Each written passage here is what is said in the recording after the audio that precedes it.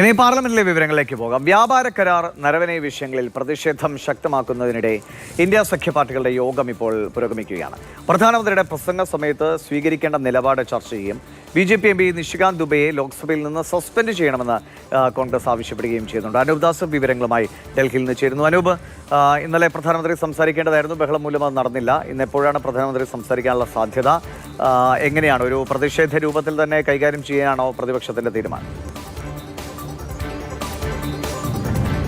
പ്രധാനമന്ത്രി ലോക്സഭയിൽ ഇന്നലെ സംസാരിക്കാൻ വൈകിട്ട് 5 മണിക്ക് സംസാരിക്കാൻ നിശ്ചയിച്ചായിരുന്നു. പക്ഷേ ഒരു സംഘർഷഭരിതമായ സാഹചര്യമുള്ളത് കൊണ്ട് അദ്ദേഹത്തിന് സംസാരിക്കാൻ കഴിഞ്ഞില്ല. ഇന്ന് പക്ഷേ രാജ്യസഭയിൽ പ്രധാനമന്ത്രി സംസാരിക്കുമെന്നുള്ളതാണ് നമുക്ക് ലഭിക്കുന്ന വിവരം. വൈകിട്ട് 4 മണിയോടുകൂടി ആയിരിക്കും വൈകിട്ട് 5 മണിക്കാണ് പ്രധാനമന്ത്രിയുടെ മറുപടി പ്രസംഗം ഉണ്ടാവുക.